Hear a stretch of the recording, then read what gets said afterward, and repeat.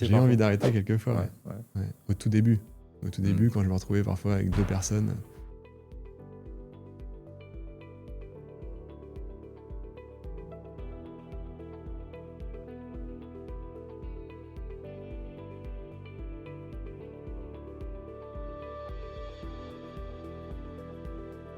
Il y a ceux qui parlent, ceux qui sermonnent, ceux qui jugent et il y a ceux qui font. Bienvenue dans Entrepreneurs du Vivant, le podcast des entrepreneurs, des entrepreneuses qui régénèrent la planète et les humains sans sacrifier leur compte en banque. On construit le monde d'après sans renier nos ambitions, notre humour, notre liberté et on transforme l'économie autant qu'on peut pour de vrai et on le fait avec joie.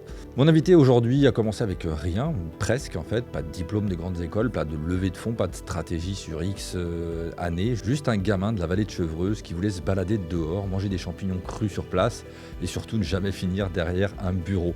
Christophe Deaudy, c'est un botaniste et mycologue de terrain, fondateur du Chemin de la Nature, une école du vivant qui a été créée en 2011 et qui a été construite brique par brique, balade après balade, vidéo après vidéo. Aujourd'hui, le Chemin de la Nature, c'est une communauté de près de 2 millions de personnes sur les réseaux sociaux, des formations qui font l'équivalent de tonnes de livres de référence et puis une équipe au service de ces stages dans toute la France et de ces formations, avec une conviction profonde, c'est en connaissant la nature que l'on arrive à la préserver. Alors Christophe nous raconte tout dans cet épisode, les balades à participation libre où il se retrouvait parfois avec 2 personnes, les 500 chèques d'acompte qui ont déboulé dans sa boîte aux lettres un jour et qui a fait complètement exploser son activité, les erreurs de recrutement, les vidéos à 1 million de vues et le principe qu'il n'a jamais lâché, donner d'abord sans calculer. C'est une leçon d'entrepreneuriat organique, humble et profondément enracinée. Je vous souhaite une super écoute. Salut Christophe Deaudy, merci de venir dans le podcast Entrepreneurs du Vivant. Je suis très heureux de te recevoir. Merci beaucoup de m'accueillir. Salut. Très content, on se suit mutuellement dans nos travaux depuis déjà quand même un sacré paquet d'années. Je suis super heureux d'entendre ton parcours et puis de le transmettre à l'audience. Conférencier, auteur, tu es botaniste de terrain, mycologue de terrain.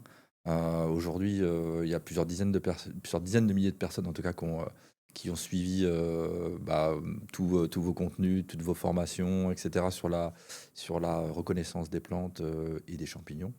Tu as un parcours super riche avec plein de rebondissements. Je suis impatient de rentrer dans le vif du sujet avec toi. On va tout de suite commencer par ton enfance parce que c'est là que tout démarre. Vallée de Chevreuse. Qu'est-ce que tu peux nous dire sur ce qui s'est passé à ce moment-là et qui a peut-être conditionné la suite de ton parcours ensuite? Ouais, c'est vrai que dès l'enfance, que ce soit du côté de ma mère ou du côté de mon père, il y avait de la cueillette. Donc ma mère, c'était les châtaignes. Elle était à fond, elle adorait manger des châtaignes. Et mon père, il connaissait un peu plus déjà les plantes et les champignons. Il connaissait peut-être une quinzaine, vingtaine de plantes et peut-être une petite dizaine de champignons. Et donc dès, je sais pas moi, j'avais déjà 3-4 ans, on allait cueillir le pissenlit, on allait cueillir les cynorrhodontes, les glantiers, les prunelles, les coprins chevelus. C'est les premiers champignons que j'ai mangés quand j'étais petit. Ce que j'ai adoré avec ces champignons, c'est qu'on pouvait le manger cru. Et aussi qu'ils poussaient comme ça. C'est-à-dire que tu te balades et puis tu reviens l'après-midi. Tu te balades le matin, il n'est pas là. Tu reviens l'après-midi, hop, des coprins chevelus. Il y a quelque chose. Et puis tout jeune, tout tendre, tu peux le manger en salade, tu peux le manger cru sur place. Et ce que j'ai toujours apprécié le plus, moi, c'est manger sur place. Parce qu'en fait, ce que j'aime par-dessus tout, c'est passer du temps dans la nature, c'est être dehors. Être dehors, partir à l'aventure, explorer des paysages. Et si dans mon exploration, je peux grignoter, j'étais très content, quoi. Et encore aujourd'hui, je suis très content. Super. Est-ce que tout de suite, tu t'es dit, ça va être mon métier? Non, pas du tout. Non. Par contre, très rapidement, quand j'ai fait un parcours jusqu'au bac, quoi, un parcours classique jusqu'au bac, et très rapidement, quand je voyais mes potes qui réfléchissaient aux écoles de commerce, etc., moi, je me disais non. Non, déjà que je suis allé jusqu'au bac, j'ai tout donné. C'était déjà pour moi, le parcours scolaire, ça a été un peu difficile? Difficile, difficile dans le sens où passer la journée enfermé, pour moi, c'était un calvaire. Ah oui, c'est ça. J'ai toujours aimé bouger, moi. J'ai toujours aimé bouger au maximum, le sport, l'activité, sortir. Donc, dès que c'était la sonnerie de la récréation, j'étais le premier dehors, quoi. Et j'étais toujours du côté de la fenêtre. J'ai un besoin de mouvement encore aujourd'hui. Tu peux pas me laisser dans un bureau derrière un ordinateur. Donc, ce que j'ai toujours su, c'est que je voulais pas continuer à passer trop de temps assis sur une chaise à apprendre de la théorie et je voulais mettre en pratique. Mhm. Et je voulais un métier en extérieur.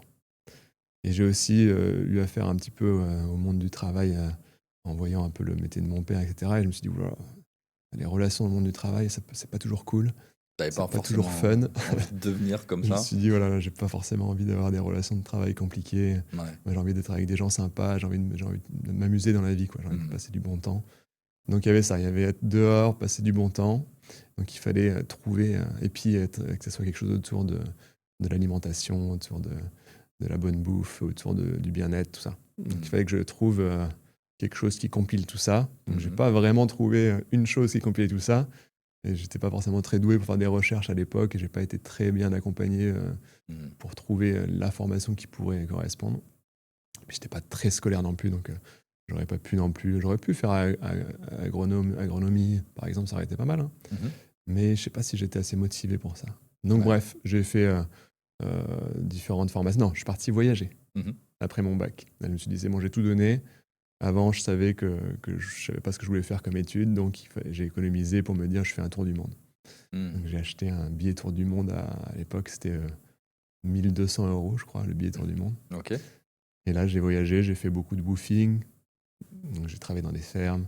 J'ai appris, je me suis quand même inscrit à la fac anglais-espagnol, histoire d'avoir un petit diplôme anglais-espagnol. Ouais. Et puis de me dire, ok, je voyage, mais je mets en pratique au moins la langue, quoi.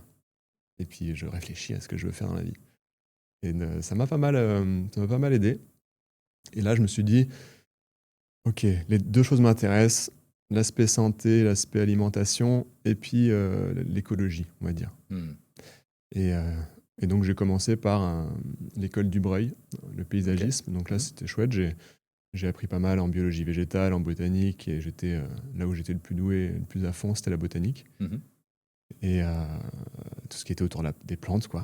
Ok. Et dès qu'il y avait des travaux à faire, je faisais des travaux autour de la cueillette, donc autour des plantes sauvages comestibles et médicinales. Donc, dès qu'il y avait des exposés, des devoirs, tout était autour de ça.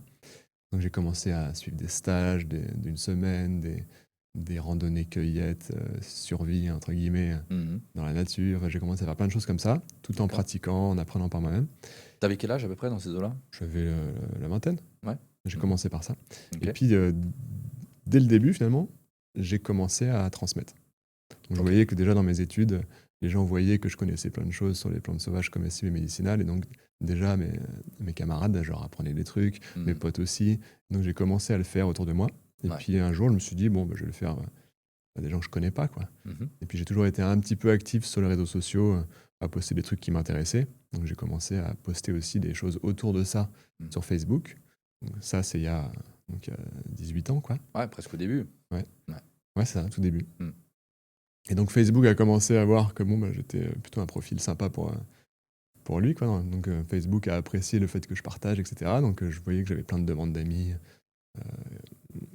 Et donc je mettais mes événements que j'animais sur Facebook, je crois principalement sur Facebook. Et puis je donnais un point de rendez-vous. Et puis vienne qui voudra. Mhm. Et moi j'arrivais, quoi qu'il arrive. Et ça m'est arrivé de me retrouver avec 2 personnes. Parfois, j'étais surpris, il y avait 25 personnes, alors que c'était les débuts, quoi. Ouais. Et donc au début, c'était un peu aléatoire et c'était au chapeau. Donc les gens donnaient ce qu'ils voulaient. Donc ils n'avaient même pas besoin de s'inscrire et donner ce qu'ils voulaient. Donc j'ai fait ça pendant pas mal de temps, pendant mes études quand même. Donc au moins pendant, je dirais, 2 ans, Mhm. où j'avais une régularité. Genre minimum une fois par semaine, voire 2, j'organisais une balade que j'appelais sur participation libre. Et puis je prenais plaisir à le faire. Je voyais que les gens étaient contents. J'ai eu la bonne idée dès le début de récupérer les mails des gens. Mhm. Donc Bah oui, très à la intéressant. fin des balades, je faisais circuler, vraiment old school, hein. Mhm. Je faisais circuler une feuille, les gens notaient leurs mails. Et là, je me suis vite rendu compte qu'il y avait peut-être 20% des mails qui me revenaient en erreur parce que j'arrivais pas à lire ou qu'il y avait une faute ou je ne sais quoi. Ouais. Et donc je me suis vite rendu compte quand même que c'était pas la meilleure façon de faire. Donc petit à petit, j'ai commencé à... Ah oui, et puis souvent dans les balades, je disais... J'étais passionné, je le suis encore. Et je disais que mon objectif, c'était que cette connaissance soit connue de tous, que c'est trop chouette. C'est quand même fou Bien de ne sûr. pas connaître un minimum de plantes, de champignons autour de soi qui sont là tout le temps, qui ont plein de vertus, qui sont trop Carrément. bonnes, qui sont trop chouettes, qu'on croise tout le temps.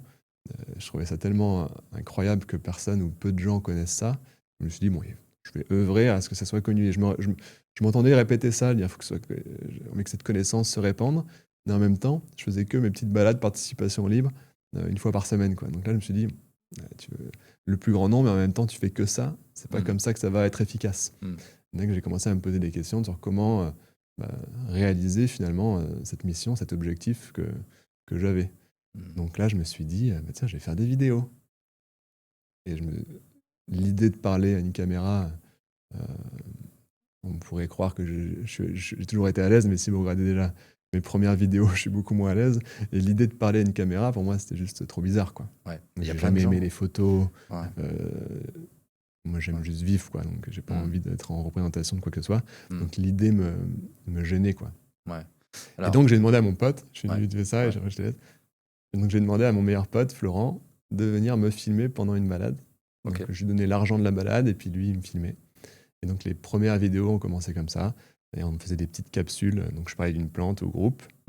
Et puis derrière, il faisait une petite capsule avec. Super intéressant ces débuts. Donc, finalement, quand tu commences à faire les balades, on part quand même d'une passion, d'une volonté de transmettre. À quel moment tu te dis, finalement, ça pourrait devenir mon quotidien, en fait, je pourrais peut-être en vivre? Ça a été assez progressif, mais comme je te disais, moi j'ai commencé pendant que j'étudiais, donc j'avais même pas l'idée de... En commençant, j'avais même pas l'idée d'un métier. J'avais juste une soif d'apprendre, et puis j'ai eu progressivement une soif de transmettre. Et je me suis rendu compte que transmettre, j'adorais ça, et que j'adorais ces moments de transmission dans la nature avec des gens sympas, à me balader, juste à partager ce qui, moi, me passionnait, quoi. Et je me suis très vite dit que ça, c'est quelque chose que je pourrais faire pendant des années. Donc, est-ce que j'étais confiant dans le fait de pouvoir en vivre au début? Non. Mais quand même, j'ai eu des signaux positifs.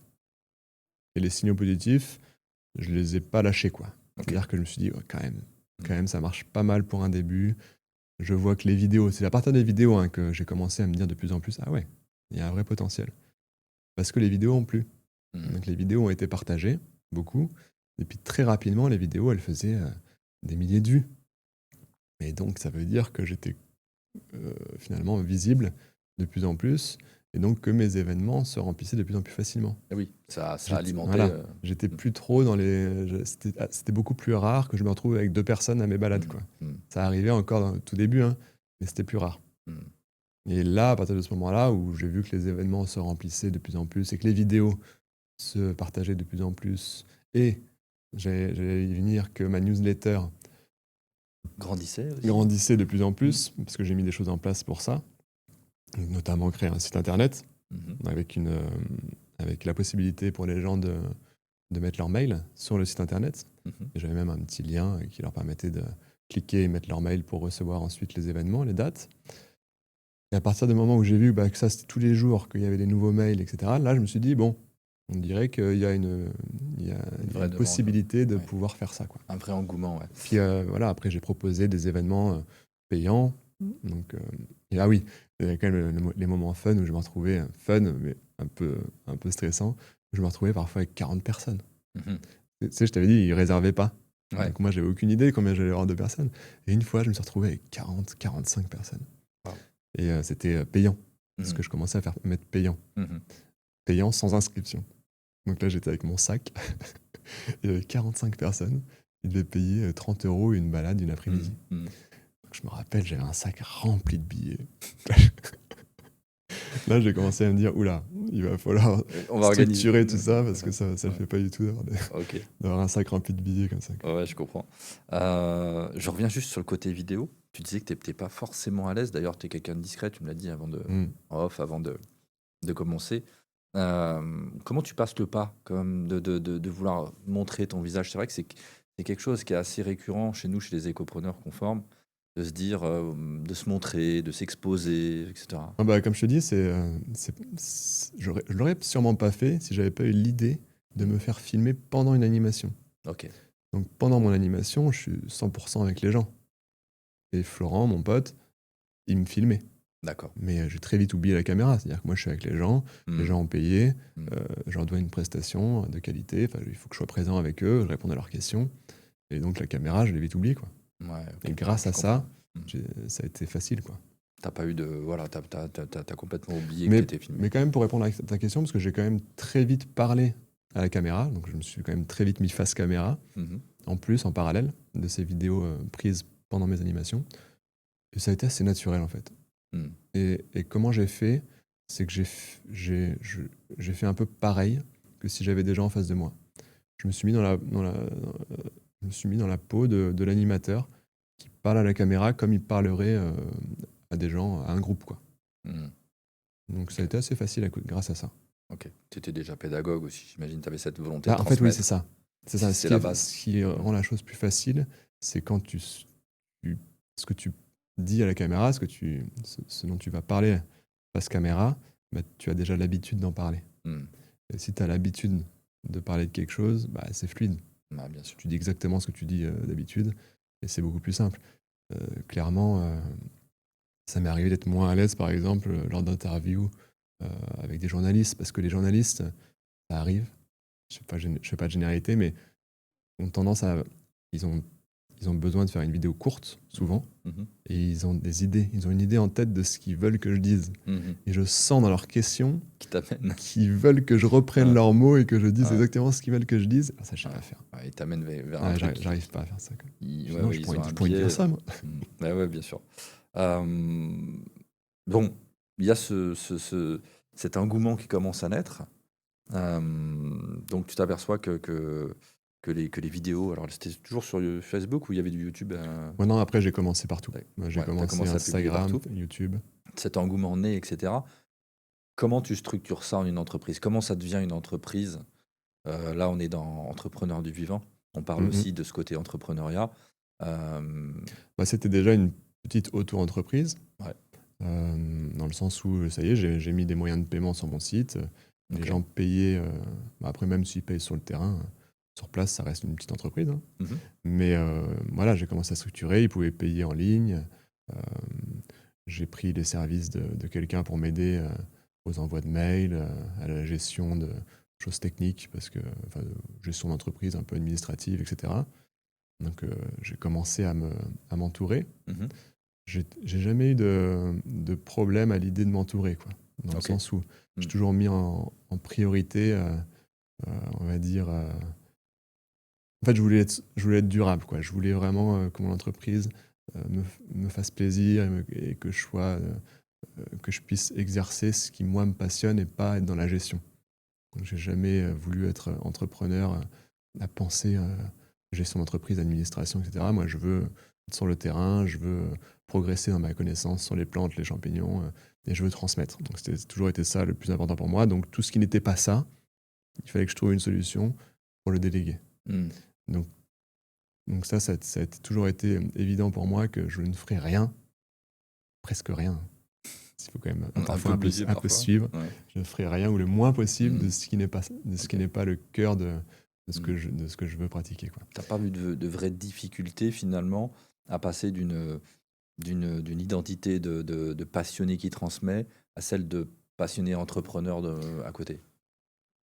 Donc T'as là, dans si, l'acceptation, j'ai eu des si? difficultés, hein. Ouais. Mais en tous les cas, j'étais sûr de moi Mm. et, que je me laisserais pas avoir par ça. Ouais.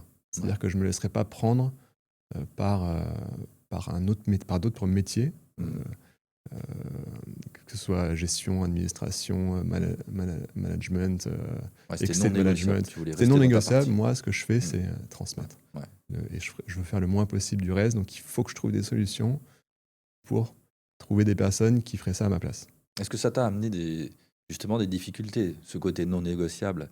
C'est-à-dire que Ouais. quelque part, tu n'as pas appris les autres métiers ou tu les as laissés en délégation.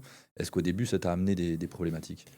Bah, les principales problématiques ont été de ne pas réussir à trouver les bonnes personnes. Mhm. Donc, je me suis entouré, et parfois, c'était pas les meilleurs recrutements, on va dire. Mhm. Et, Ah, normal. il n'y a rien de pire. Il y a rien de pire que d'avoir une personne qui correspond pas vraiment au poste parce qu'elle fait de son mieux. Mhm. Toi, tu constates que malgré le fait qu'elle fasse de son mieux, ça ne va pas. Et vu que tu n'es pas manager dans l'âme, Mhm. tu n'es pas là non plus pour rendre la personne meilleure dans quelque chose qu'elle est censée faire mieux que toi, parce que toi, c'est pas ton métier. Donc il y a eu des moments où c'était pas facile, mais ouais, j'ai un peu appris et je me suis de mieux en mieux entouré et aujourd'hui c'est Mhm. du bonheur. Donc, tu as dû quand même apprendre cette compétence de management, malgré tout, Oui, progressivement. je sais pas si j'ai envie d'appeler ça le management. Ouais, C'est vraiment l'idée, c'est de trouver les bonnes personnes ouais, pour que ça fonctionne bien ok. et pas de. Moi, alors je maîtrise pas non plus ce que c'est exactement le management dans le détail, hein, Ouais, mais ce que j'imagine que ça peut être, c'est embaucher quelqu'un par exemple de débutant, des ouais, juniors, ouais, et de le faire monter en compétences en le manageant, ok. en l'aidant à grandir et à devenir plus compétent. Mhm. Par ta propre compétence aussi, tu vois. Mhm. Et ça, je voulais pas le faire parce que justement, les postes que j'embauchais, moi, j'étais pas compétent. Mhm. Donc j'avais des idées, j'avais des notions, mais j'étais pas capable d'amener les gens à progresser. Donc j'essayais quand même d'embaucher des gens les plus autonomes possibles, les plus capables de Ouais. grandir par eux-mêmes et qui ont cette facilité et qui n'ont pas besoin d'être justement managés au quotidien trop. Mhm. Et puis sinon, je prenais des personnes qui étaient capables eux-mêmes de manager. Mhm. D'accord. Ouais. Les premières personnes qui t'ont rejoint, c'était des gens qui t'aidaient sur le site web, c'est ça ou... Oui, bon après, il y a eu pas mal de freelance hein, Mhm. ou d'entreprises. Ouais. Pour le site internet, bon, ça c'est un développeur. Ouais, Donc la personne qui m'aidait sur la partie administrative, gestion, ouais, elle était aussi là un peu euh, à suivre la gestion du site ok. avec moi, hein. Mais elle aidait aussi là-dessus. Mhm. Partie comptable aussi, elle aidait. Ouais, bien sûr. Euh, Ouais. donc, mais j'avais aussi un cabinet comptable, donc elle était un peu plus l'interface. Parce que dans les débuts, C'est des trucs qu'on n'aime pas trop t'es faire, quand ça. même obligé d'être Ouais. un peu là, mais Ouais. l'idée c'est que j'essayais de faire en sorte de l'être le moins possible, quoi. Ok, ok, ok. On avance dans le temps.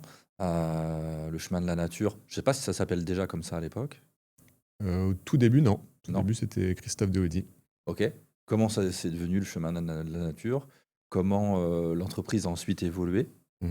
Bah, ça, Et toi avec? à partir du moment où j'ai décidé donc de créer le site internet, la page pro sur Facebook, etc., Mm. etc., ben, il fallait, j'avais en tête de créer un nom d'entreprise, quoi. Ouais.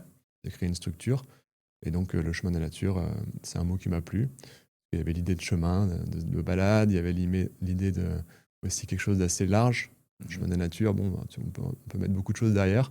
Comme ça m'enfermait pas dans les plantes sauvages comestibles et médicinales et les champignons. T'avais déjà l'idée d'aller chercher d'autres thématiques? Oui, oui, énormément de choses qui m'intéressent autour de la nature, donc ça pouvait être très large autour de la nature. Ok, super. Et donc le chemin de la nature me paraissait suffisamment large et facile à retenir et sympa. Et, euh, et donc voilà, donc j'ai créé une entreprise. Et puis, comme je disais, donc au début c'était des balades courtes, donc de 2 heures, 3 heures, 4 heures. Ensuite je suis passé à une journée, je suis passé à des stages de 2 jours, de 3 jours, de 4 jours. J'ai commencé à co-animer avec d'autres personnes qui faisaient plutôt la partie cuisine ou d'autres personnes qui faisaient des savons. Mm. Donc on faisait des stages plus complets de plus en plus. Et puis voilà, au fur et à mesure que mes connaissances aussi grandissaient, j'avais de plus en plus de choses à transmettre. Et c'était compliqué de les transmettre qu'en 2 jours ou 3 jours. Donc j'avais aussi l'idée de transmettre ça sur une année, donc toutes les saisons. Mhm. Donc j'ai commencé à créer des formations sur une année. Donc là, là ça a été un déclic. C'est-à-dire que j'ai lancé une formation sur un an, genre 10 week-ends, plus je crois qu'il y avait quelques soirées aussi, en plus. Et l'idée, c'était encore old school, hein. L'idée, c'était que les gens, parce que j'avais que 15 places, les gens m'envoient une lettre de motivation et un chèque d'acompte. Ok. Donc la formation, je crois qu'elle était à 1800 € l'année, un truc comme ça. Mhm. Et le chèque d'acompte de 500 €. Donc j'ai demandé l'aide de motivation, chèque d'acompte, et j'ai reçu 500 courriers, quoi. Waouh. 500 chèques d'acompte. Alors, t'imagines pas la galère de T'avais devoir renvoyer des 15 photos, places. photos de chèques déchirés Mm. Ah pour ouais. ceux qui n'étaient pas pris. Et j'avais 15 places. Waouh. Donc j'ai créé une deuxième session, donc ça faisait quand même 30 places. Mm. Et, euh, et donc voilà, je me suis dit, waouh, donc il y a vraiment de la demande. Donc ça a souvent, en fait, l'évolution de l'entreprise a tout le temps été finalement l'évolution naturelle. Je voyais la demande, je voyais les Ouais. envies. Je voudrais juste qu'on s'attarde là-dessus 2 secondes parce que c'est vachement important, je trouve, dans le parcours d'un entrepreneur. C'est que cette demande, OK, elle existait, mais tu l'as quand même générée par tout ton parcours précédent. Oui. Parce que là, il s'est passé combien d'années là? Entre le moment où il y a eu les Mm. premières balades Oui, et oui. le moment où tu lances ta formation longue Il qui s'est croule sous la passé, tente. t'as raison, il s'est passé du temps. Ouais. Il s'est passé 4-5 ans 4-5 ans. quand même. Donc c'est Et 4-5 ans. pas 4-5 ans de vidéo, Ouais. 4-5 ans en tout. Et je dirais peut-être 2 ans, 2 ou 3 ans max de vidéo C'est ça. postées. OK. Donc 4-5 ans où tu as réuni des gens en balade. Mm. Donc c'était déjà une petite offre de découverte, on pourrait Mm. dire, etc. Ensuite, quelques années de création de contenu. Et ça n'arrive pas par hasard, quelque part, cette demande subite où tu reçois tous ces courriers. C'est le résultat de tout ce travail précédent. C'est ça, et je pense que c'est aussi beaucoup la confiance que les gens avaient en moi, vu Bah, qu'ils oui, voyaient, bien sûr. qu'ils regardaient nos vidéos, mes vidéos où j'étais dessus, Ouais, quotidiennement ou régulièrement, ce qui fait qu'ils étaient confortables ouais, avec ma façon de transmettre, avec ce que je dégageais. Forcément, quand exactement. tu suis une formation d'un an avec quelqu'un, il faut que Mm. la personne te parle un peu, quoi. Ouais. Il y Donc a, le fait de s'exposer ouais. permet aux gens d'avoir une idée de à quoi s'attendre, quoi. Il y a le fait de s'exposer, il y a quelque chose aussi qui est souvent un peu incompris au départ quand on lance son activité, notamment avec des vecteurs en ligne, c'est de ne pas avoir peur de donner. Je pense que tu as Ah beaucoup oui. donné, tu as donné beaucoup de contenu offert, tu as donné beaucoup de savoir, comme Mm. moi aussi j'ai pu le faire dans le passé, etc. Mm. Souvent les gens ont des réticences à donner, ils se disent, oh bah ouais, mais après, qu'est-ce qu'ils vont venir chercher chez moi? Mm. Ouais, alors ça a été un sujet longtemps aussi au sein de mon entreprise. Le nombre de personnes que j'ai qui travaillaient pour le show manager qui m'ont dit non, la stratégie ça va pas, là, on donne Hmm, beaucoup trop de dépenses. C'est incroyable, hein, le budget bien qu'on sûr. alloue à la création de contenu, d'articles, Hmm, de vidéos gratuites. Et puis on n'a aucun moyen, aucun. Enfin, c'est très au pifomètre. On n'a aucun moyen de savoir si c'est rentable. mhm, Donc, je viens directement. Bon, on peut voir que l'entreprise fonctionne, mais on peut pas dire, OK, on dépense 50 000 euros par mois, enfin, je sais pas combien, 100 000 euros par an en contenu, et ça hmm. nous rapporte tant. Maintenant, on C'est- peut. c'est- On a les outils on- pour, mais c'est très récent. Ouais. Mm, alors, Des outils de tracking ou des tu choses comme ça. m'expliqueras comment Ouais, on ouais. fait, mais sur le gratuit, c'est plus compliqué quand même. Ouais. Ce qu'on pourrait éventuellement, je crois, c'est mettre, ça on le fait même pas nous, Mm. c'est mettre des liens. Quand on crée une vidéo, on met un lien dans la description de la vidéo, Ouais. et c'est ça qu'on suivrait. Mhm, C'est le lien, c'est les gens qui cliquent sur ce lien et qui achètent ensuite. mhm. Mais sans ce lien, je vois pas comment on peut savoir combien nous rapporte du contenu gratuit. Par contre, ce qu'on peut faire, c'est créer des pubs, Mm. du contenu payant. Et là, on peut savoir, c'est pas parfait du tout, hein. Mm. On peut avoir une idée aussi d'un peu de la rentabilité, quoi. Mm. Et je sais plus pourquoi je disais ça. Bah, on parlait de donner Ah oui. pour ensuite recevoir. Tu as donné Et oui, donc beaucoup de moi, contenu. c'était ma mission, enfin, c'était mon objectif de départ, hein, Ouais. donner, Ouais. Transmettre. Ouais, bien Donc sûr. c'était le plus important pour moi. Mm. Donc si mon activité me permettait pas de donner, de transmettre, plus d'intérêt, quoi. Mm. J'arrête. Ouais, je comprends. J'arrête de le faire. Donc c'était même pas négociable. Et, Ok. et que je vois, parce on a pu avoir des outils pour savoir quels étaient les commentaires qui revenaient le plus. Et ça fonctionnait par cercle. Mm. En gros, si un commentaire revient plus, c'est un grand cercle. Et les petits commentaires, c'est les petits cercles. Enfin, s'il n'y en a pas beaucoup, c'est les plus petits cercles. Mm. Et l'immense cercle, c'était merci. Mm. Donc je Excellent. voyais que les vidéos, les gens étaient contents. Et encore aujourd'hui, les gens Mm. nous remercient de transmettre tout ça gratuitement. Et en effet, je pense que l'immense majorité des gens qui nous suivent, parce qu'on est suivi sur les réseaux sociaux par, je sais pas, 2 millions de personnes, à peu près, quoi. Sur Facebook, on est 800 000, on doit être 450 000 sur Insta, 250 000 sur TikTok, et YouTube, on est à 500 000 à peu près. Mhm.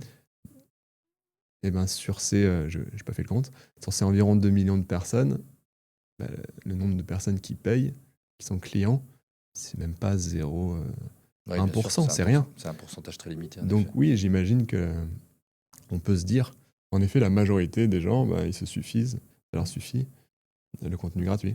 Ouais, Et complètement. puis tant mieux, Ouais, ouais, c'est très bien. tant mieux. Moi, j'ai pas de problème avec ça. Ça fait partie du. Moi, je suis très content que les gens soient contents. Ça fait partie de ta mission, en effet. Voilà. Tu. Après, je Ouais. préférerais qu'il y ait un pourcentage plus élevé Ah, bien sûr, de gens qui évidemment. s'inscrivent Bien à nos sûr, bien formations, sûr, etc. bien sûr. Bah oui, parce qu'évidemment, tu peux aller plus loin, tu peux Mm. impacter plus, Ouais. tu peux aller plus loin dans ta transmission, c'est évident.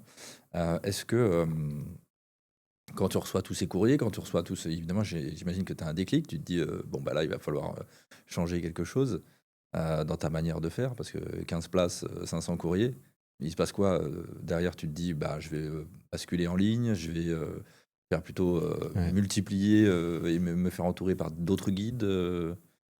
Déjà, je me dis manque à gagner. Je Bien me dis sûr, mince, ouais, quel dommage ouais. de renvoyer tous ces chèques. Et puis ensuite, je sais pas exactement comment c'est venu, mais moi-même, j'ai acheté des formations en ligne Mhm, et je trouvais ça très chouette. mhm, Tranquille, à mon rythme, je pouvais poser des questions.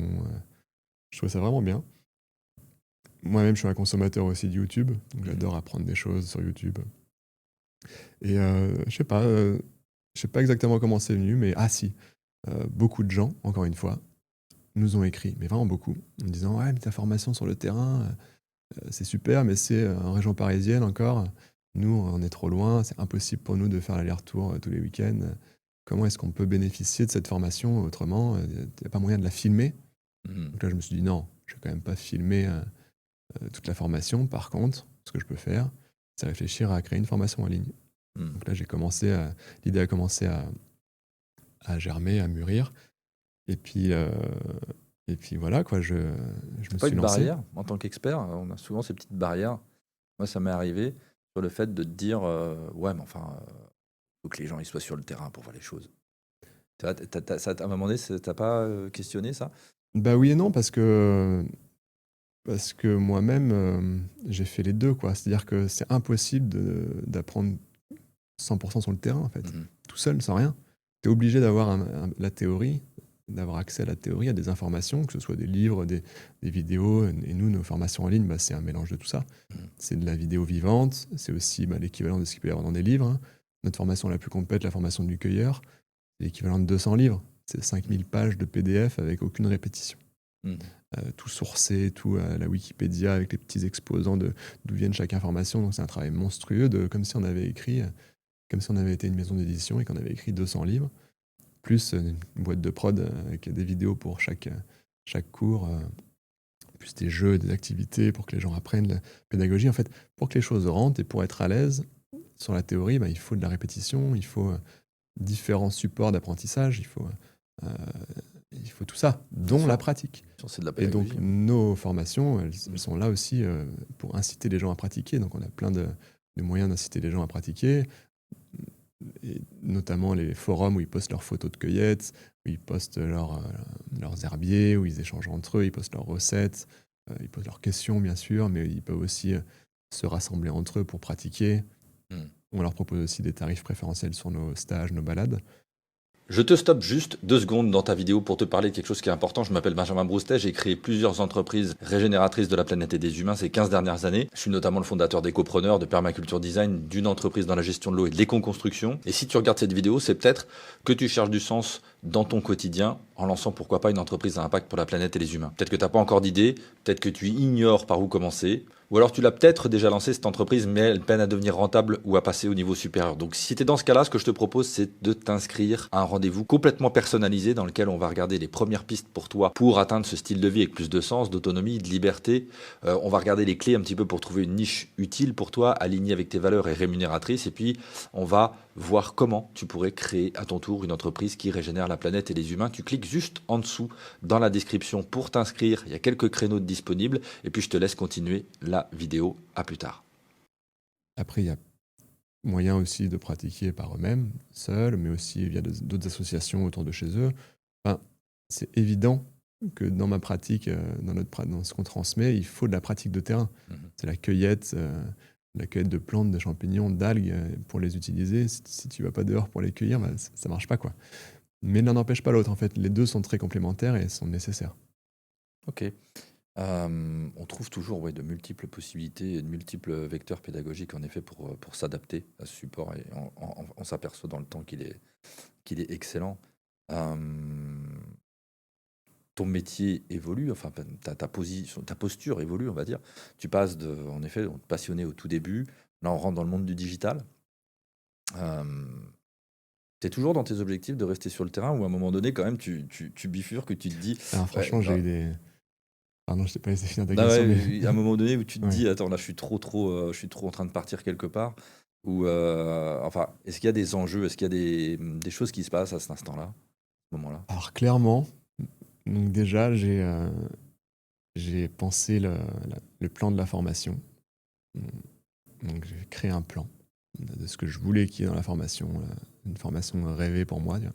Mhm, Ensuite, il a fallu quand même trouver une équipe mhm, pour démarrer, les premiers contenus.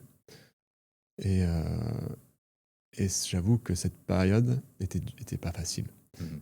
Parce qu'en parallèle, j'avais mes formations sur le terrain sur 1 an, toutes mes balades courtes que je continuais, plus la gestion de cette formation à co-créer, donc rassembler l'équipe et puis être sur toutes les vidéos, donc préparer Ah ouais. les tournages, corriger les montages.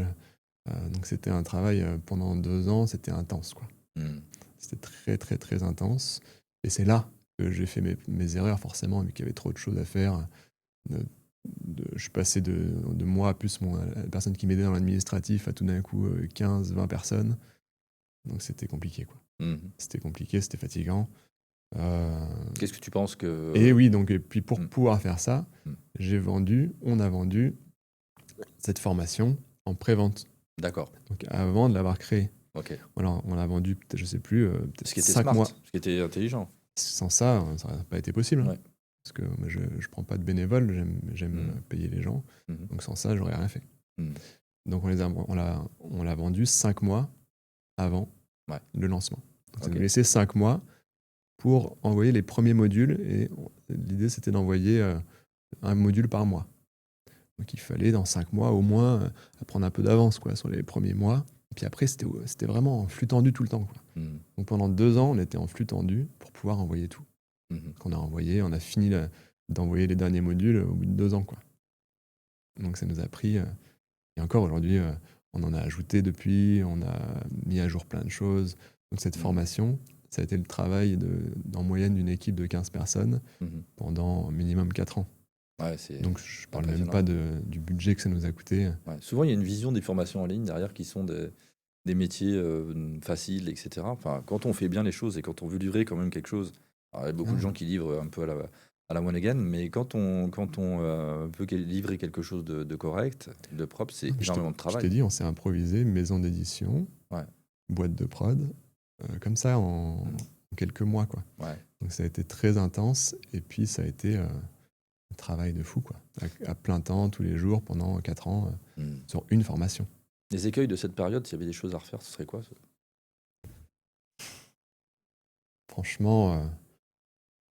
Franchement, avec qui j'étais à l'époque, j'aurais rien pu faire vraiment Ouais. mieux, hein. Ouais. Aujourd'hui, bien sûr, je le fais plus comme ça, hein. Mais, à Mm. l'époque, non, je vois pas. Ouais. Ok. Euh, je reviens un petit peu sur ce que tu as annoncé tout à l'heure, quand même, en termes de suivi, de communauté qui suit le chemin de la nature, c'est énorme. Selon toi, qu'est-ce qui a été peut-être le ou les game changers qui t'a vraiment aidé à franchir des seuils importants dans ce parcours?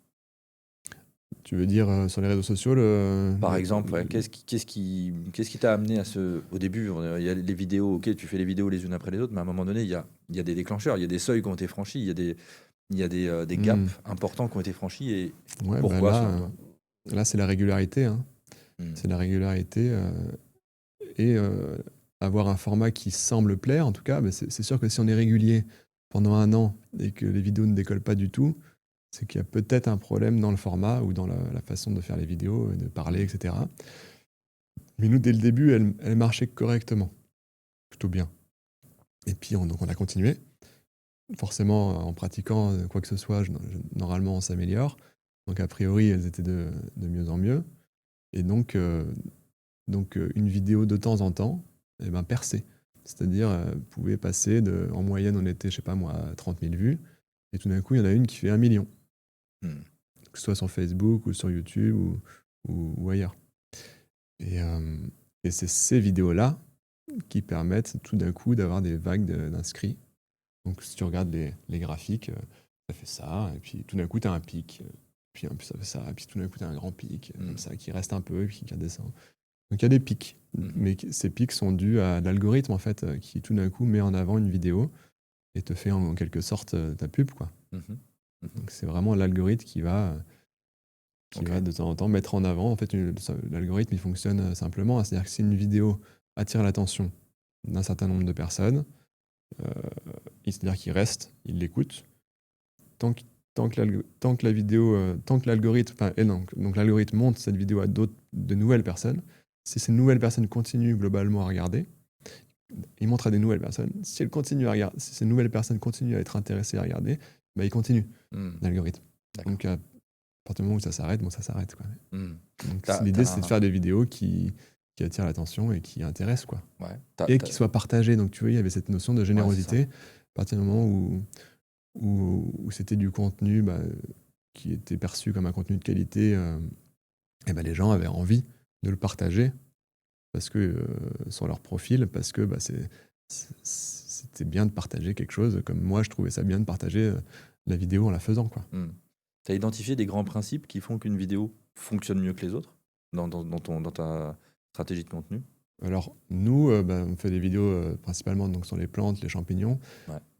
En général, les vidéos qui fonctionnent le mieux sont des vidéos qui évoquent quelque chose.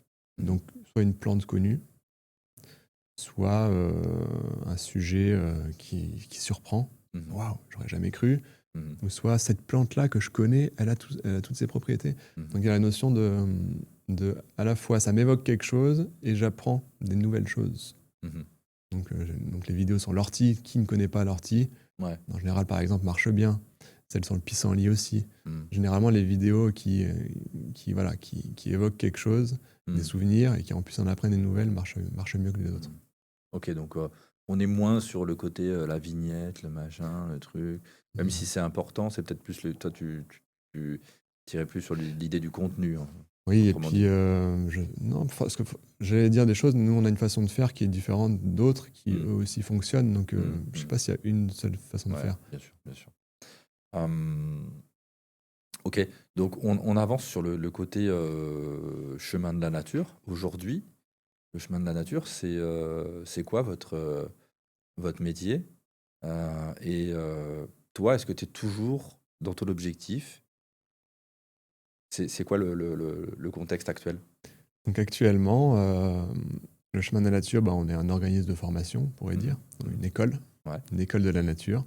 Et on transmet donc la connaissance des plantes sauvages comestibles et médicinales, des champignons, des algues. Et aussi, on transmet le métier d'animateur autour de ces thématiques, autour des plantes sauvages comestibles et médicinales. Donc, on a des formations pour différents publics, ceux qui veulent pratiquer pour eux-mêmes, mais aussi ceux qui veulent derrière retransmettre. À leur tour, faire un peu comme moi j'ai fait dans mes débuts, quoi. Et puis encore aujourd'hui d'ailleurs. Et on forme les gens à ça, à la fois en ligne. Donc on a des formations en ligne très complètes. Comme je disais, notre formation du cœur, c'est la plus complète. Elle est, toutes nos formations sont accessibles à vie. Mais c'est vrai que pour suivre par exemple la formation du cœur dans sa totalité et maîtriser tout ce qui est transmis, ça prend un peu de temps, quoi. Ça prend un peu de temps, il faut faire des allers-retours, il faut refaire certains cours parce qu'on n'intègre pas ça en une fois. Il faut pratiquer aussi en parallèle, donc ça prend un peu de temps. Après, on a des formations complémentaires sur la cuisine aussi pour aller plus loin. Et donc, on a cette partie formation en ligne. Donc, à la fois, continuer à animer celles qui ont déjà été créées et continuer à suivre les apprenants, répondre à leurs questions, et animer des webinaires en ligne, etc. Et puis, une autre partie qui est de créer des nouvelles formations. Donc, la petite dernière, c'est justement une pour ceux qui veulent devenir animateurs plantes sauvages comestibles et médicinales. Et une formation pour ceux qui ont déjà des connaissances sur les plantes sauvages comestibles et médicinales. C'est-à-dire pour les gens qui soit ont suivi nos formations, soit se sont formés par ailleurs, soit vont se former en même temps à ces connaissances et à comment les transmettre. Donc, si tu n'as pas de connaissances du tout et tu ne comptes pas apprendre sur les plantes sauvages comestibles et médicinales, c'est pas le moment d'acheter la formation animateur. Et puis, on a des formations sur le terrain. Sur le terrain, on a plein de formats. J'ai gardé le format participation libre d'il y a 15 ans, donc où les gens donnent ce qu'ils veulent, ça dure 1h15. C'est les formations sur le terrain où il y a le plus de personnes. En général, il y a entre 40 et 50 personnes. Super. Donc ça, c'est chouette. Toujours un moment convivial. À la fin, chacun apporte des choses à grignoter, à boire. On se fait des potes. C'est trop cool. Ouais. Donc ça, on l'a gardé. En hiver, il n'y en a pas trop. Mais à partir du printemps, c'est à peu près 3 par mois. Genre en after work, après le travail. C'est sympa. Et sinon, on en a tous les formats. Ça va de 2 heures, donc groupe restreint, payante. On est en moyenne à 10-15 euros de l'heure en fonction des formats. Jusqu'à, on a des formations pour justement ceux qui veulent aller approfondir et transmettre. Donc on a des formations en 2 fois 5 jours. Et des formations de 6 jours. Et des formations de 4 jours avec de la cuisine. Ok. Et des formations de 2 jours, des stages de 2 jours. Et on a, c'est à partir des formats 1 jour, on propose ça dans différentes régions de France. Donc on est plusieurs animateurs maintenant. Et voilà, on est dans différentes régions de France, un petit peu en Suisse. Enfin, on est en Suisse, mais uniquement pour les champignons pour l'instant. Donc voilà, on est en Bretagne, on est vers Aix-en-Provence, on est Alors, dans l'Isère, en Savoie. Savoie. L'écosystème, l'équipe qui sous-tend tout cela a dû s'étoffer, j'imagine. Enfin, maintenant, vous êtes Oui. Alors maintenant, on est une vingtaine. une vingtaine, avec certainement... Si je prends les animateurs en plus, on est peut-être un peu plus, 20, 25. Ok. Avec certainement quelqu'un qui organise tout ça. Est-ce que tu as un bras droit? Est-ce que tu as une... J'ai un bras droit, Ouais. exactement, qui est, il se dit responsable marketing, communication, mais il fait sûrement un peu plus, quoi. Ouais. Vu qu'on est une petite entreprise, il touche un peu à tout. Après, ça reste quand même moi, on va dire, le directeur général, je ne sais pas si on peut dire ça, mais ça reste moi quand même qui donne les orientations, quoi. Mais il aide beaucoup, vraiment beaucoup. Merci Yann. On le remercie. Et sinon, il y a un responsable scientifique, Ouais. parce que pour nous, la partie scientifique est très importante. Ah, vous avez pu C'est-à-dire que creuser. dans ces milieux, dans ces domaines, des usages des plantes, des champignons, etc., eh ben, si on prend les livres grand public, par exemple, il n'y a pas de source. C'est-à-dire que c'est des listings, souvent, ils répètent ce qu'ils ont lu dans d'autres livres. Il n'y a aucune source. On ne sait pas d'où viennent les informations. Ou alors, à la fin, ils vont mettre une bibliographie, mais finalement, tu ne sais pas du tout ce qui a été pris dans quel livre. Et ça, c'est gênant parce que ce n'est pas une connaissance qui est... ça touche à plein de choses, en fait. Les usages des plantes, ça touche à la botanique, ça touche à la toxicologie, ça touche à la médecine, ça touche à la chimie, ça touche à l'ethnobotanique, ça touche à des disciplines qui sont des disciplines très sérieuses. Ce sont des disciplines qui se basent sur la science, se basent sur des gens qui font de la recherche, des gens qui dédient leur vie à essayer de créer de la connaissance dans ces domaines. Et on peut encore mourir en mangeant une plante, Oui. La mauvaise plante. Ça, c'est le pire, mais je trouve que déjà d'apprendre des informations fausses, non fiables, dont on ne sait pas d'où elles viennent, moi, j'ai pas aimé ça. Ouais. J'ai pas aimé devoir désapprendre certaines choses. Ouais. Et donc, je me suis entouré d'équipes qui sont capables de comprendre les études scientifiques, de faire de la recherche, de citer les sources, de ne pas les extrapoler, d'essayer d'être le plus objectif possible. Et puis transparent dans la connaissance. Comme ça, les gens, ils peuvent vérifier. Les gens qui apprennent, ils voient, comme sur Wikipédia, le petit exposant. Derrière, il y a la source. Si c'est un livre, il y a une page du livre. Et puis, ce n'est pas des livres grand public. C'est des livres qui eux-mêmes citent leurs sources, parce que pour qu'un livre soit fiable, il faut que la personne qui écrit le livre cite ses sources. Et généralement, il faut que ces sources soient autre chose que des livres grand public qui ne citent pas leurs sources. Ça doit être passionnant en plus. Et ça, c'est un gros travail. D'aller chercher tout ça. Oui, donc un responsable scientifique, des rédacteurs, des vidéastes, une responsable réseaux sociaux. On appelle, en anglais, on dit community manager, mais responsable réseaux sociaux. Donc, il y en a qui sont responsables des vidéos pour les formations en ligne, d'autres qui sont responsables pour les vidéos réseaux sociaux. J'ai la chance de bosser pour les vidéos avec de très bons amis, voire mes meilleurs amis. Ce qui fait que je passe du temps avec mes amis. C'était aussi quelque chose d'important, comme je te disais au début. Moi, dans ma vie, j'ai envie d'avoir des beaux contacts humains. J'ai envie de bien sûr. j'ai envie C'est de aussi passer une des belle bons aventure moments. humaine. L'entreprise, c'est aussi ça. C'est une aventure humaine extraordinaire. Mm. Et moi, j'aimerais quand même te poser une question qui est importante avant de conclure. Euh, on a commencé à peu près dans les mêmes moments. Il y avait très peu de personnes, tu étais un des seuls à commencer à être visible sur ce sujet, mais il y avait quand même une ou deux autres personnes, si je me souviens bien. C'est quoi le plus de Christophe? Pourquoi, selon toi, il y a une telle communauté qui s'est greffée autour de ton travail? Est-ce que c'est, bien sûr, tes qualités pédagogiques, je pense, mais aussi le fait que tu aies embrassé la technologie? Est-ce que c'est... tu l'expliques comment? Parce que tout le monde n'a pas suivi cette trajectoire. C'est une bonne question, hein. Franchement, c'est difficile d'y répondre. Mais en tout cas, ce qui me différenciait, c'est que j'étais synthétique Mhm, et que je parlais pas juste pour parler trop, quoi. mhm, J'étais pas là à broder trop. Et si je voyais dans mes vidéos au montage qu'il y avait des choses qui étaient inutiles, je les coupais. Donc l'idée, c'était d'aller à l'essentiel, quoi, d'essayer de transmettre des informations. Parce que je suis pas non plus fan de passer des heures sur les réseaux sociaux, de regarder des vidéos. Donc j'aime bien, moi, que ça aille droit au but et que ça aille à l'essentiel. mhm, Et je trouve que c'est une bonne façon d'apprendre. Moi, j'aime bien apprendre comme ça. J'aime bien prendre quelque chose de complexe et essayer de le synthétiser, d'extraire l'essentiel. Et donc c'est ce que je faisais à la fois dans les balades. C'est obligé, hein, dans une balade. Euh, Si tu veux te balader un peu, tu es obligé de dire ce qui intéresse et de dire enfin, ce que tu imagines qui intéresse les gens et d'aller à l'essentiel.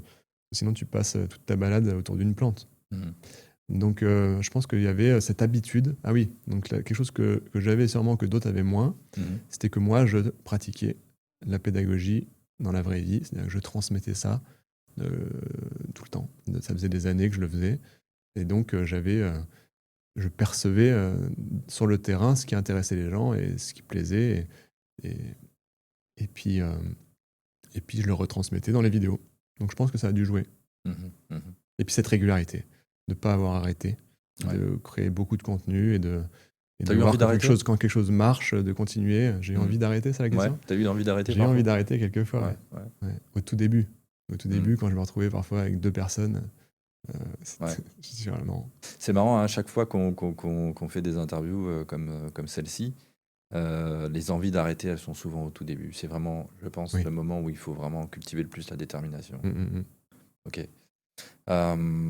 Qu'est-ce que tu as envie de transmettre si là, il y a quelque chose que j'ai peut-être oublié dans mon questionnement? Est-ce qu'il y a des choses que tu as envie de dire Bah déjà, surtout, l'objectif pour nous, c'est aussi de connecter les gens à la nature, quoi. hmm, Reconnecter, connecter, en tout cas, que les gens aient envie de passer du temps dans la nature, aient envie d'apprendre, aient envie de la comprendre, aient envie de finalement aller dans la bibliothèque de la nature et, qui prennent conscience que ça fait du bien, quoi. mhm, Ça fait du bien, ça donne envie d'y aller plus, ça fait qu'on l'aime plus généralement, ça fait qu'on a envie de la protéger. Et ouais, c'est partager un petit peu cette passion qu'on a et ce bonheur qu'on a à apprendre tout ce qui se trouve dans la nature et la nature en mhm, général, le vivant en général.